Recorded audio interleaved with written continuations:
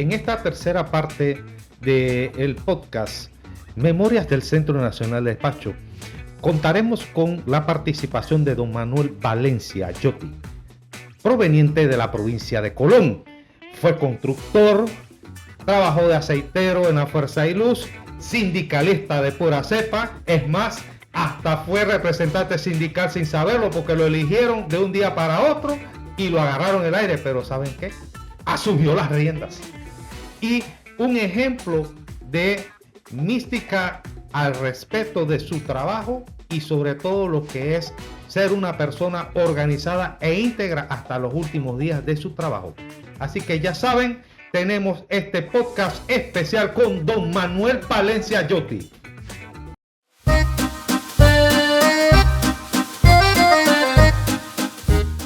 En esta tercera parte del podcast Memorias del Centro Nacional de Despacho, contamos hoy con la oportunidad de Manuel Valencia Yotti. Señor Manuel Valencia, cuéntenos cómo fueron sus orígenes, dónde nació, qué lo inspiró usted a seguir la carrera en el área de la producción de energía y por consecuencia a ser despachador, hoy en día controlador de energía. Buenos días.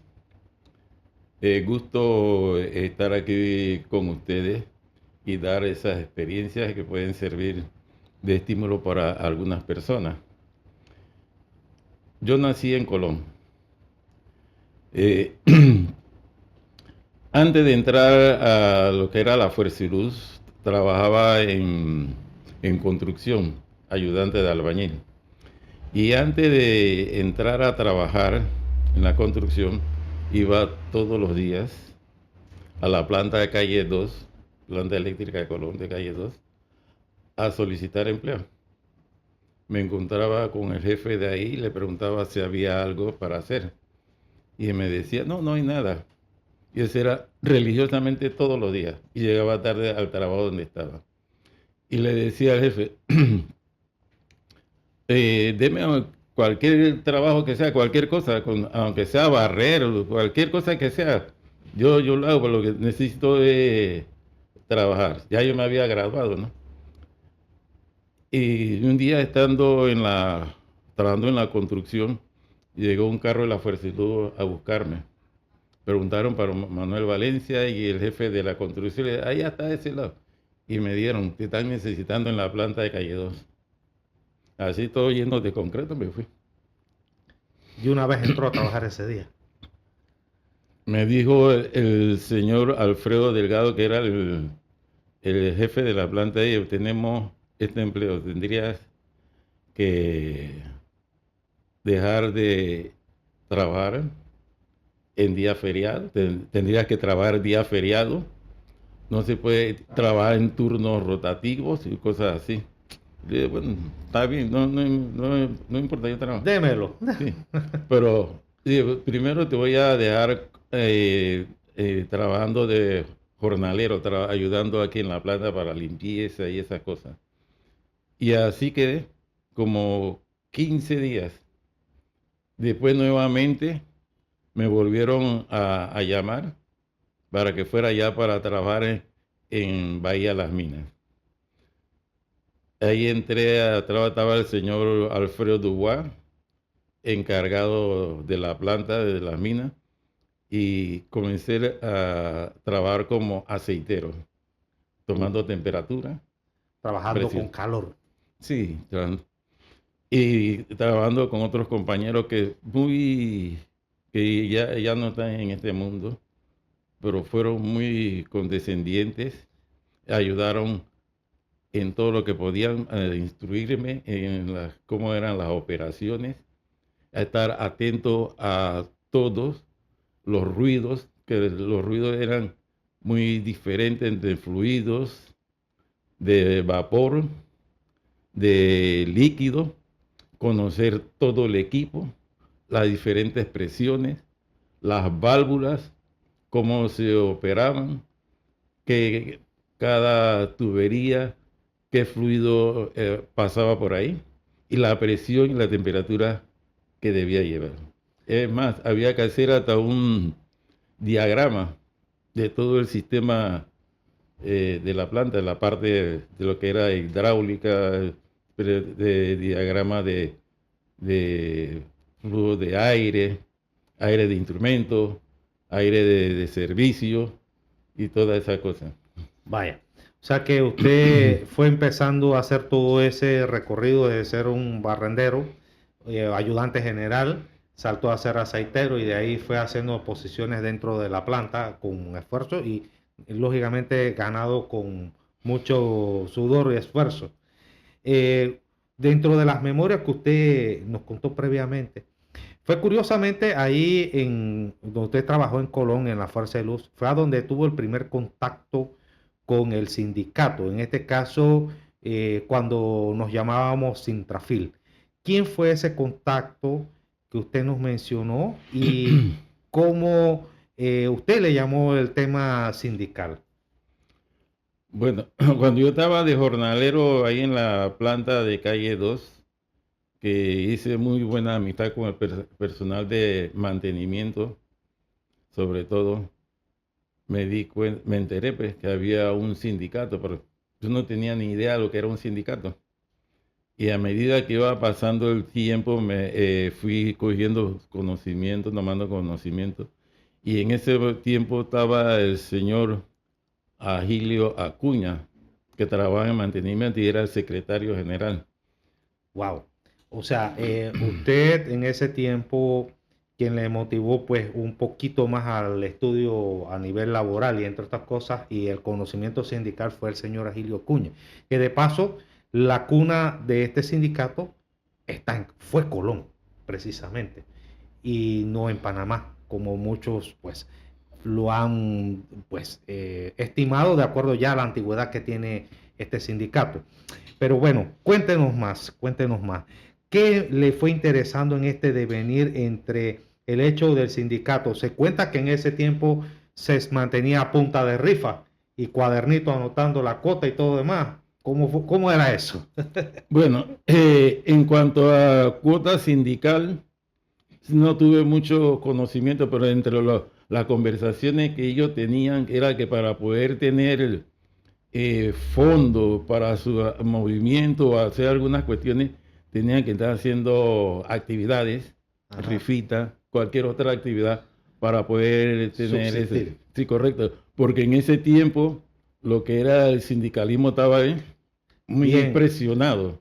vaya. O sea, se vivió una coacción muy fuerte en ese tiempo. Que bueno, paralelismos históricos, algo muy similar a lo que hoy en día se está viviendo, pleno siglo XXI. Pero bueno, eso usted no le frenó el ímpetu de conocer y de continuar. ¿Cómo dio usted esos saltos ya salir de Colón y después entrar acá a Panamá? ¿Cómo se presentó para usted esa oportunidad? Cuando estaba allá en la planta de Colón, se pasó lo circular que estaban, eh, iban a seleccionar personal para trabajar en la planta de Bayano, para hacer pruebas de arranque. Eso fue lo que dijeron. Y así que estaban tratando de seleccionar el que deseara, pues, voluntariamente ir a ayudar a arrancar la planta de Bayano para pruebas. Wow. Ahí salieron varios compañeros. Yo sí no quise ir porque ya habían dicho que se estaban preparando cursos para el centro de despacho y yo quería participar en el curso del centro de despacho. Ahora, dentro de este periodo, no queremos saltarnos algo muy importante, la transición de IRRE a Fuerza y Luz. ¿Cómo más o menos usted vivió eso allá en Colón, sabiendo de que el movimiento sindical era un poquito más fuerte en Colón? Y después, ¿cómo haciendo esa transición al CITIRRE, cómo se logró fortalecer el sindicato? Se cuenta que se fue pasando lista en mano para los que se querían afiliar, pero hubo un récord histórico. ¿Nos puede contar de esa anécdota? Bueno, cuando la Fuerciluz fue nacionalizada, 1972. el personal del sindicato vio la oportunidad de aumentar más adeptos al sindicato. Y entonces en sus reuniones que hacían, decidieron un día venir a todo el grupo del sindicato a Panamá para hacer las inscripciones. Y eso fue una inscripción masiva. Se cuenta que a donde estaba la sede central de la Fuerza de Luz, era el edificio Avesa, ahí en la Vía España, afiliaron más de 200 personas en un solo día. Sí, afiliaron bastante. No, la cifra exacta no. Claro, definitivamente se pierde en el tiempo. Y lo que se dijo era que, bueno, si esa afiliación fue así tan masiva, ya la sede del sindicato no va a estar en Colón, sino va a ser en Panamá. Importante dato histórico. Es aquí a donde se cambia la sede. Deja de estar en Colón y el sindicato pasa a operar a la ciudad de Panamá. Continuamos. Ya cuando el sindicato pasa acá a Panamá, que se maximiza, se expande, estando yo un día, ya entonces comenzaron a preparar los cuadros para los diferentes lugares que hubiera un representante sindical en cada centro de trabajo, porque no lo había. Entonces, yo un día que entro a las 7 de la mañana a trabajar, me dice un muchacho, yo tengo un problema que el jefe no me quiere atender. Y yo, bueno, anda a ver el jefe y habla con él, ¿no? Para que él te atienda. No, porque tú eres representante sindical. ¿Y quién? Yo. Lo agarraron de sorpresa. Usted es representante sindical. Y usted dijo, ¿cómo? ¿Yo? No, yo no soy representante sindical. Y después me dijeron que el día anterior, los 2 días que yo tuve libre, en uno de esos días, hicieron una reunión. Una asamblea. Una asamblea y querían recoger un representante sindical. Y como yo no estaba ahí, me cogieron a mí. Bueno, sin mi participación. Así que, bueno, yo no negué Baila con la fea. Yo no negué la oportunidad y bueno, voy a tener que aprenderme todo lo que es movimiento sindical, porque hasta ese momento no tenía ni idea de nada. Va. ¿Y dónde? O sea, y haciendo un paréntesis aquí, porque esto es historia sindical, señores. Esto es historia sindical. Y viéndolo desde el aspecto histórico, señor. Don Valencia, ¿dónde usted hace memoria se daban esas capacitaciones? ¿Cómo pues, sacaban ese tiempo para lograr darse ese espacio para el aprendizaje? Bueno, ya en Colón, cuando el sindicato pasó la sede pues, principal, dejaron todavía una sede seccional en Colón. Y entonces ahí comenzaron a preparar personal para tener en los diferentes lugares. Ahí se hacían los cursos y todo lo demás. Sí, en una de esas me nombraron secretario de defensa del área de esa Colón. Seccional de Colón. Sí, entonces, viendo que en Bahía Las Minas habían siempre algunas irregularidades. Ahí Bahía Las Minas siempre fue candela. Había algunas irregularidades ahí, entonces gestionamos la idea de que en ese área, como era tan problemática, deberían haber dos representantes sindicales. Y se hizo una asamblea. Una asamblea, y ahí donde salió Onésimo. Salió ahí él y otro compañero más fueron los que salieron de representantes de ahí de Bahía Las Minas. Wow. Definitivamente, don Valencia, usted es una Biblia viviente del sindicalismo de la vieja escuela y tiene muy buenos datos históricos que definitivamente aquí no los teníamos. Pero sí, volviendo al punto en la evolución de su devenir profesional, que siempre va acompañado del buen aprendizaje sindical. Cuando usted entonces hizo ese salto hacia el COPSI, ¿cuál fue su impresión? Bueno, la verdad que cuando yo llegué la primera vez al COPSI, veníamos del centro de despacho de Cáceres, que era un área muy sencilla, muy parecido a los tableros de control de las plantas eléctricas. Venir a un lugar acá computarizado era tremendo. La novedad. Sí, porque muchos de nosotros no teníamos idea de computadora. No teníamos ni idea de computadora. Ahí nos tuvieron los técnicos dándonos instrucciones de qué cosas había, cómo eran las operaciones y todas esas cosas. ¿Ves? Vaya. Entonces, ¿el aprendizaje fue rápido, lento o cómo usted lo vio en ese momento? ¿Se le hizo muy difícil o siempre le metió la constancia y la perseverancia para lograr su objetivo? Mucha paciencia tuvieron los técnicos con nosotros, Vaya, porque era un cambio completamente radical. claro. Así que fue mucha paciencia y nosotros la buena disposición de trabajar, de adquirir nuevos conocimientos. Además era un grupo muy disciplinado y muy consagrado y compenetrado con sus labores. O sea, existía la disciplina y el amor a el trabajo que se hacía. Correcto, correcto. Ok, bueno. Ahora, don Valencia, haciendo reflexiones de esa época entre el IRRE y todo lo que se vivió antes de la privatización, ¿cuál fue el momento más alegre o el más espectacular que tuvo usted? Y en contraposición, ¿cuál fue el momento más tenso y más difícil en la historia laboral en ese tiempo?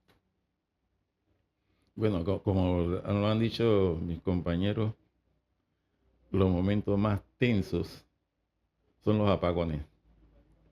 Porque ya con nuestra experiencia, con el momento que había un apagón, si es total, tú tenías que tomar segundos de analizar la situación, de Es qué era correcto. lo que había sucedido, qué problemas tenía y qué tenía que hacer. Eso era en cuestión. No podías pasar tú más de 10 a 15 segundos para tener un análisis completo de lo que tenía. Vaya. O sea, siempre en el control de energía tenemos una situación, la limitante, el tiempo de análisis. Y eso es primordial. El analizar de dónde pudo ocurrir para después empezar a recalibrar y tomar el control del sistema. Eso solamente te lo decimos aquí. Continuando, don Valencia, ¿cómo usted sintió el paso hacia la privatización y después ya cruzado este siglo XXI, el crecimiento, la evolución del sistema eléctrico? ¿Cómo usted ha visto eso? Bueno, para el cambio de una empresa de separar, 100% pública o una empresa estructura privada. correcto. Aunque eso de estructura privada Sí, a mí todavía no me convence. definitivamente. Todavía no me convence ni los mismos abogados que tenían ellos, han tenido ahí que dice que una empresa privada dentro del Estado es estatal, pero bueno, vamos a aceptarlo. Ahora, para ese cambio se preparó a todo el personal. Habían personas ya preparadas de la misma empresa que iban a los diferentes lugares de lo que iba a suceder. Los empleados dónde iban a quedar cada uno y que todo iba a seguir con su misma posición, su salario y todas sus cosas. Simplemente que iban a estar en diferentes estructuras. O sea, en el caso de ustedes se respetó eso y bueno, afortunadamente, pues, haciendo todo un resumen, ¿qué mensaje le da usted a la juventud que pues está estudiando ingeniería o los que están buscando un empleo en estas áreas del sistema eléctrico, en la producción, en el manejo de la energía eléctrica y en las tecnologías adicionales que hay ahora mismo? ¿Qué mensaje usted les da? Bueno, lo principal es disciplina. Disciplina, ya saben. Disciplina. Si tienes disciplina, tienes respeto, aumenta tu integridad profesional y respeto a todos los demás. Es más, con eso a cada día debe aumentar tus conocimientos. Vaya.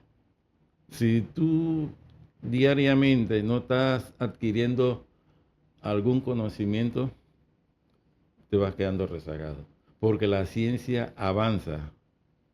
Así como la ciencia avanza, así mismo hay que ir avanzando para ir, no se puede ir a la par, pero hay unos 2 pasos van atrás del avance de la ciencia. Muy interesante, don Valencia. Gracias por su reflexión. Y bueno, cerramos este podcast interesante con don Manuel Valencia, Historias del Centro Nacional de Despacho.